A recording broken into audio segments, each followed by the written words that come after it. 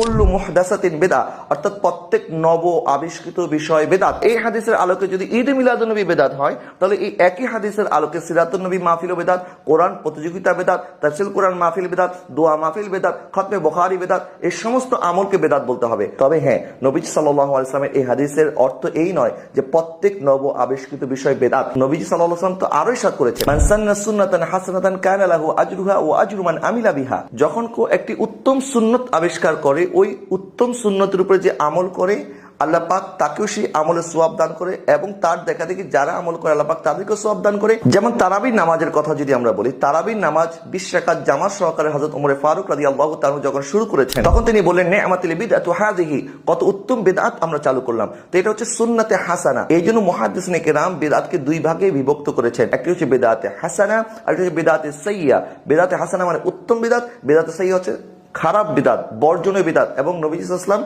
বিদাত বলতে ওই বিদাতে সাইয়্যাকে বুঝিয়েছেন, বিদাতে হাসানাকে বুঝান নাই। তো বিদাতে হাসানাকে যদি বুঝাতেন, হযরত ওমর রাদিয়াল্লাহু তাআলা এই কথা বলতেন না যে আমরা উত্তম বিদাত চালু করেছি। হাদিস বিশারদদের মধ্যে সর্বজন গ্রহণীয় একজন ব্যক্তিত্ব হযরত ইবনে হাজার আসকালানী রাহমাতুল্লাহি আলাইহি, যিনি বুখারী শরীফের ব্যাখ্যা গ্রন্থ ফাতুল বারী রচনা করেছেন। তিনি সহিহ মুসলিমের ওই হাদিস যেটা আমি প্রথমেই বর্ণনা করেছি, নবীজি সাল্লাল্লাহু আলাইহি ওয়াসাল্লাম যখন মদিনায় পাকে আসলেন, ইহুদিরা 10ই মুহররম রোজা রাখাকে কেন্দ্র করে নবীজি যে বলেছেন যে মুসা আলাইহিস সালাম তোমাদের চাইতে আমাদের বেশি নিকটে, আল্লাহ পাক মুসা আলাইহিস সালামকে নাজাত দান করেছে, এটা শুকরিয়া, তোমরা যেরকম রোজা রাখো আমি নবীজিও রোজা রাখবো।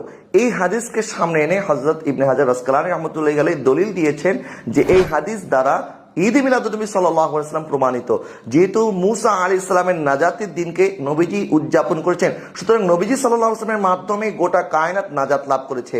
আমরা মুসলমান হয়েছি, ইমানদার হয়েছি, আল্লাহ পাক আমাদেরকে ইসলাম দান করেছেন, কোরআন দান করেছেন, সর্বশ্রেষ্ঠ নবী আমাদেরকে দান করেছেন। লাকাদ মান্নাল্লাহু আলাল মুমিনিনা ইয বাআসা ফীহিম রাসূলাম মিন আনফুসিহিম। আল্লাহ পাক ইরশাদ করেছেন, আমি তোমাদের প্রতি দয়া করেছি, মেহেরবানি করেছি, আমি তোমাদের কাছে তোমাদের মধ্য থেকে একজন রাসূল প্রেরণ করেছি।